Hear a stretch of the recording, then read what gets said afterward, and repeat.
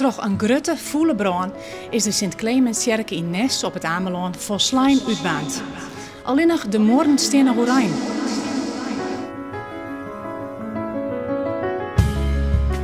De kerk uit 1878 van architect Pierre Cuypers wie een Rijksmonument. De brand wacht weer gauw te plak, maar er weer geen reden meer om.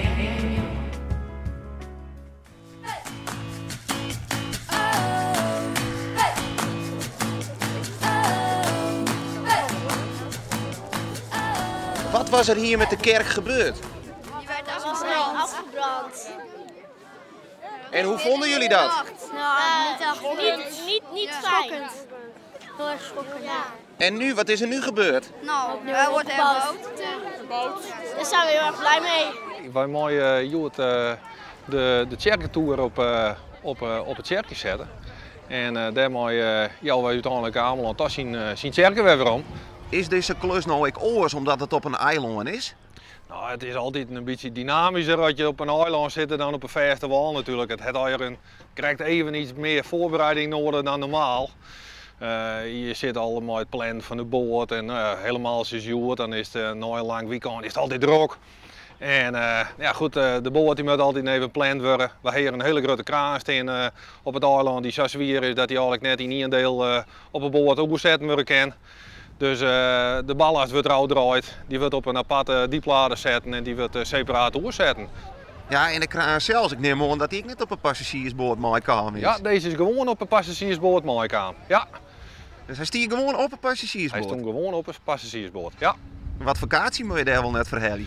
Oh, dat weet ik net, maar goed, het zou misschien wel een heel groot kaartje wezen.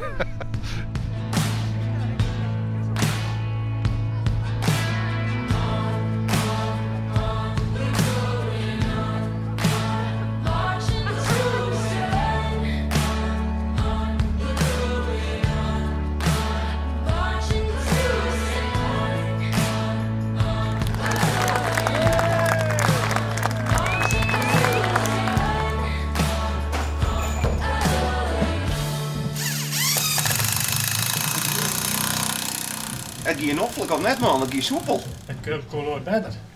Dan kies je mooi worden in één keer een mooi zakje letten. Dan is het prachtig. Past het precies. En hoe zwaar je me nou voor dat die toer goed stevig vast zitten bloed? Nou ja, dat heeft van die houtstraat niet.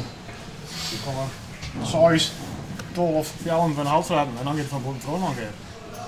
Nou staan wij hier niet eens beneden en dan zie je hoe die toer zo langzaam naar beneden zakt. Je bent je bob. Is dit nou een spannend moment? Natuurlijk, je vraagt je altijd als het goed gaat. Het is logisch, er zit altijd wel een beetje spanning in. Gezonde spanning. Ja, volgens mij kun je wel tevreden zijn. Ja, absoluut, we zijn absoluut op dit moment net ontevreden. Nee.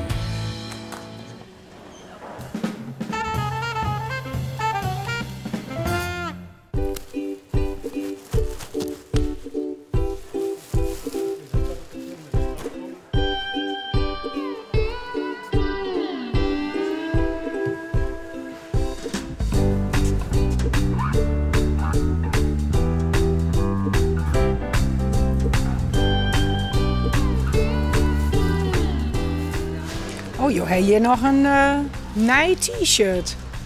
Dit is nog nieuw. Ja, heel af en toe dan komen we nog iets tegen wat helemaal nieuw is. Zit er wat moois tussen? Nou ja, in ieder geval broekbers. Ja, wat is mooi. Ik ben net een expert op het gebied van kleren, maar het ziet er nog goed uit en het is smarig en het is heel.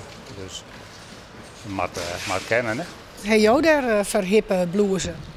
Nou, ik weet niet of het zo hip is, maar ik kijk vooral of het versleten is. En als het versleten is, dan doen we het direct weg.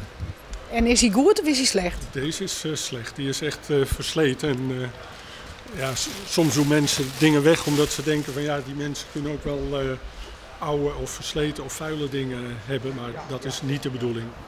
Waar ben je hem nou precies naar op ziek? Naar schone, bruikbare, hele kleding. Ja, daar hebben de mensen, ja, wat wil je zelf? Wil je toch ook schone kleding hebben? En heel. En een beetje van deze tijd, want er kwam wel heel veel kleding tegen wat zo oud is. Ja, dat komt echt helemaal achter u de kast? Ik denk het wel, ja.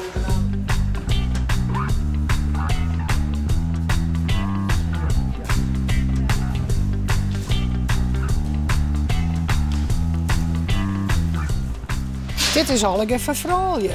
Ja, het zijn een protte dameskleren. We hebben uiteindelijk toch wat minder mannelijkskleren, terwijl we uiteindelijk wel meer mannelijkskleren nodig hebben. Want we hebben zo'n protte vluchtelingen, toch jonge man binnen. Dit is van alles wat. Kijk, er zijn spullen die er zitten zelfs klompen tussen, er zit wat speelgoed tussen, er zit een zak met tandenborstels en tandpasta tussen. Ja, die klompen, daar moeten we kijken of de liefhebbers voor zijn. Ik weet niet of vluchtelingen op klompen willen gaan lopen. Maar je moet maar even kijken wat het is. Het lijkt wel Sinterklaas. Elke poeder is een verrassing. Ja, precies. Ik moet toch even kijken wat het is. Mutsen. Nou ja, dat is nou ook niet meer. Een beetje het verkeerde seizoen. Ja, precies. Dat is nu het nadeel. Hè? Dat je nu winterspullen krijgt en dat je straks juist vraagt weer om zomerkleding krijgt. Ja.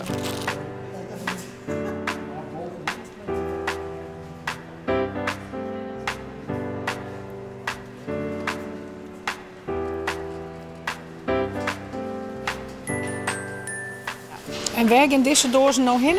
Deze gozen gaan naar de noodopvang, of weer in Friesland, of naar Ljouwert, of ik naar Drenthe of Grijns. En ter Apel vraag ik regelmatig wat kleren aan ons, dat ze wat pakketjes hebben willen. De meesten komen aan in Ter Apel om zich te registreren. En dan krijgen ze ook altijd een pakketje kleren mee.